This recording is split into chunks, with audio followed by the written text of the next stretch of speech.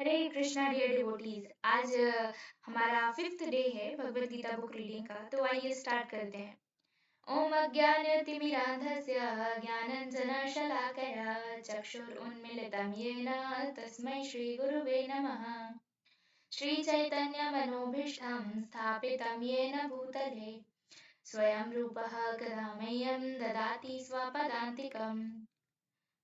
नमः ॐ विष्णुपादाय कृष्णपृष्ठाय भूतले श्रीमते भक्ति वेदांत स्वामिन इति नामिने।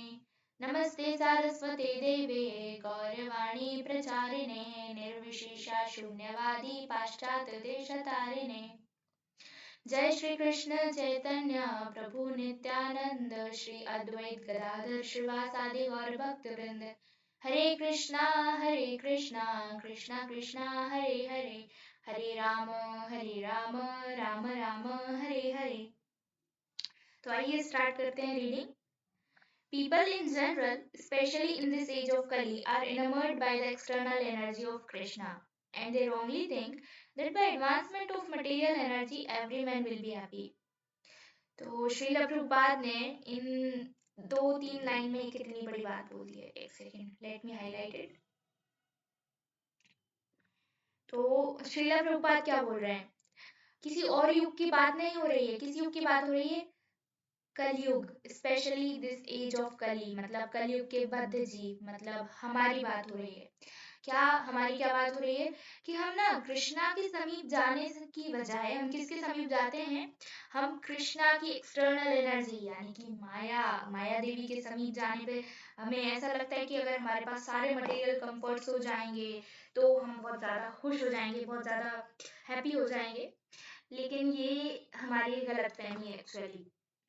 आपने कितने लोगों को ऐसे देखा होगा जिनके पास बहुत बड़ा घर है, स्टिल अंदर से वो खोखले हैं, उनके पास कुछ ना कुछ कमी जरूर है। किसी के पास बहुत सारा पैसा है, स्टिल उसके पास हेल्थ की कमी हो सकती है।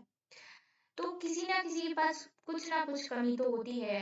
सारे कंफर्ट्स होने के बाद भी ये जो इंसान है इस संसार में खुश नहीं रह सकता, क्योंकि भगवान श्री कृष्ण ने खुद बोला है कि दुखालयम अशाश्वतम। ये जो संसार है वो दुखों का आलय है। जैसे विद्यालय होता है, विद्यालय मीन्स जहाँ पर विद्या अर्जित की जाती है, तो ये है दुखालय।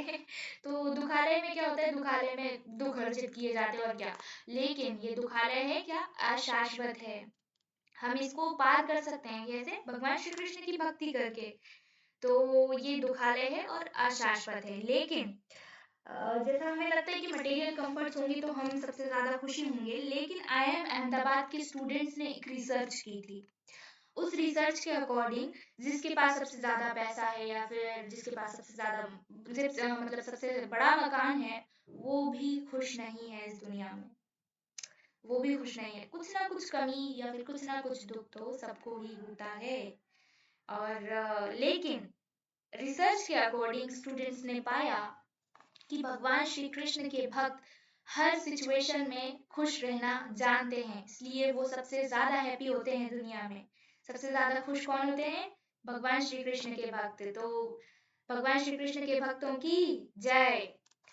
इसलिए तो हमें ये नहीं सोचना चाहिए कि मटेरियल कंफर्ट्स होंगे तभी जाकर हम खुश हो पाएंगे, क्योंकि अभी हमारे पास जैसे इच्छाएं बढ़ती जाती हैं। देखिए, पहले हमारे पास छोटू सा फोन था, उसके बाद स्मार्टफोन आया मार्केट में, तो हमें लगा ठीक है स्मार्टफोन ट्राई करते हैं, शायद इसमें कुछ नया होगा, ये इस फोन से हमारा क्या होने वाला है। स्मार्टफोन ले लिया हमने। अब वो स्मार्टफोन पहले तो अनलिमिटेड यूज करते थे, बट अब हम उसके इतने एडिक्टेड हो गए हैं कि वही पुराने जो हमने सेशन में बात की थी कि लगे हैं रील्स देखने, वीडियोस कंज्यूम करने। टाइम जा रहा है। टाइम हमारा कितना जा रहा है? सबसे वैल्यूएबल चीज जो है हमारे पास वो है टाइम। वो मनी भी नहीं, क्या बोलते हैं, पैसा भी नहीं है, बड़ा घर भी नहीं है। सबसे वैल्यूएबल होता है टाइम एंड हेल्थ। हम अपना टाइम मोबाइल में दे रहे हैं। अब हमारे पास भले ही कितना भी पैसा क्यों ना हो, हम उसमें करोड़ों अरबों पैसा खर्च कर दे, बट हमारा वो एक सेकंड वापस नहीं आ सकता। जो गया तो वो चला जाता है। तो हमारा टाइम, हेल्थ, ये सबसे ज्यादा इंपॉर्टेंट होते हैं। और अगर खुश रहना है तो भगवान श्री कृष्ण की भक्ति करना है, क्योंकि ये हम नहीं, IIM अहमदाबाद के रिसर्च ने बताया है कि भगवान श्री कृष्ण के भक्त सबसे ज्यादा खुश होते हैं। चलिए आगे रीड करते हैं। They have no knowledge that the material or external nature is very strong, for everyone is strongly bound by the stringent laws of material nature. A living entity is happily the part and parcel of the Lord, and thus his natural function is to render immediate service to the Lord. तो हम सबका natural function क्या है? भगवान श्री कृष्ण को service provide करना, भगवान श्री कृष्ण की सेवा करना. By the spell of illusion, one tries to be happy by serving his personal sense gratification in different forms, which will never make him happy. Again, ये लाइन भी अमेजिंग है. श्रील प्रभुपाद बोल रहे हैं, second. By the spell of illusion, one tries to be happy by serving his personal sense gratification.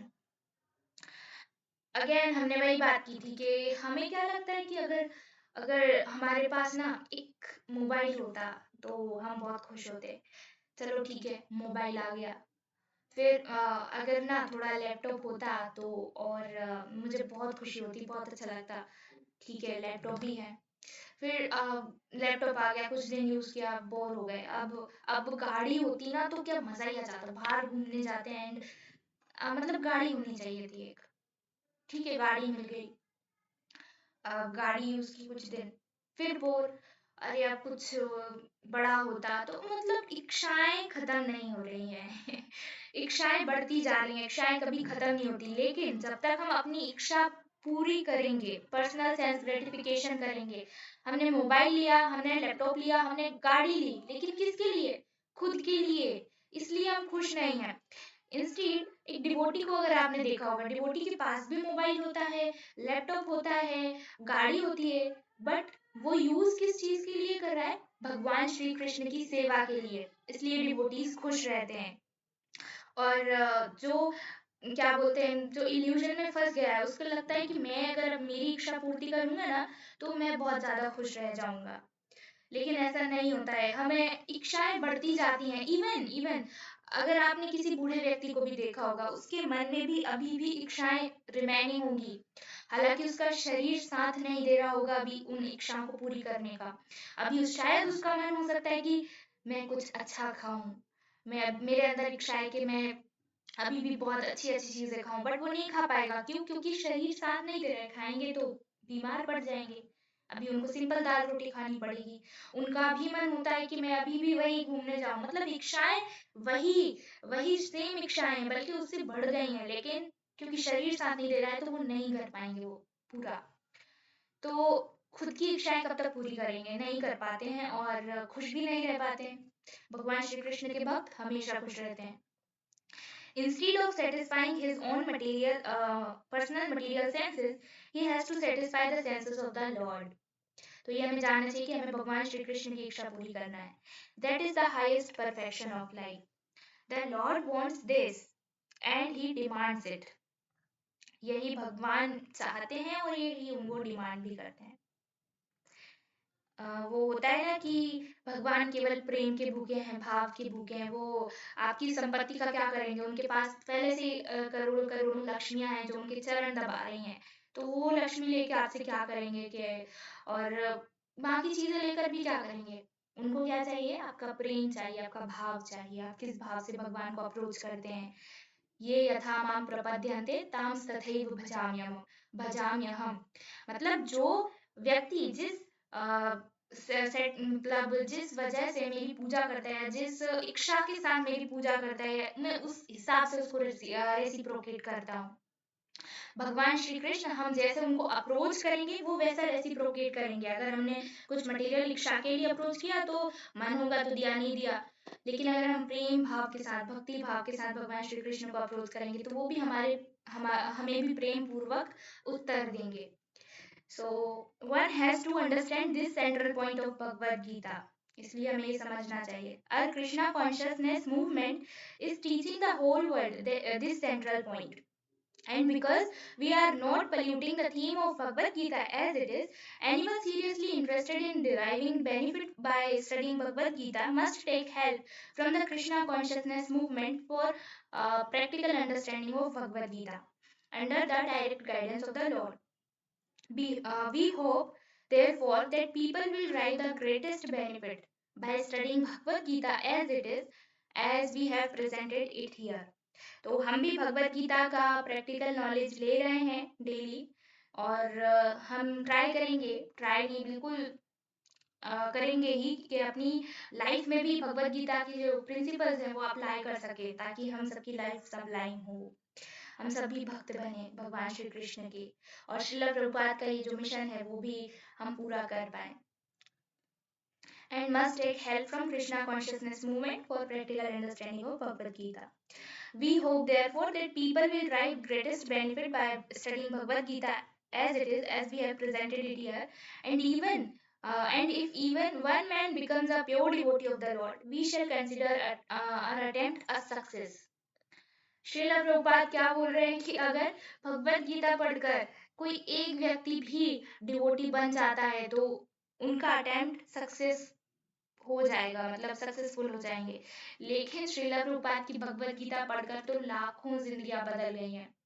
अभी हमने चर्चा की थी पिछले सेशन में कि श्रील प्रभुपाद पाश्चात्य देश गए थे, वेस्टर्न कंट्रीज गए थे, वहां पर भगवत भक्ति का प्रचार प्रसार किया, एंड हमको रिजल्ट मालूम ही है कि वर्ल्ड वाइड डिवोटीज हैं, भगवान श्री कृष्ण के वर्ल्ड वाइड डिवोटीज हैं, और एक नहीं बहुत सारे डिवोटीज हैं. और अब आपकी बारी है भगवान श्री कृष्ण के पास जाने की, डिवोटी बनने की. तो ये 12 मई 1971 सिडनी ऑस्ट्रेलिया. एसी भक्ति वेदांत स्वामी प्रभुपाद की जय. आज हम यहीं पर फिनिश कर दें.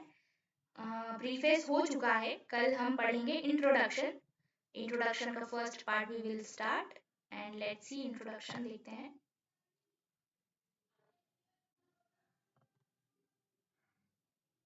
ओके, सो इंट्रोडक्शन काफ़ी बड़ा है, एंड कल से हम इसको इंट्रोडक्शन को स्टार्ट करेंगे रीडिंग करना. एंड तब तक के लिए हरे कृष्णा. वांछा कल्पतरुभ्यश्च कृपा सिंधु एव च पतितनां पावनेभ्यो वैष्णवेभ्यो नमो नमः. अनंत कोटि वैष्णव वृंद की जय. हरे कृष्णा.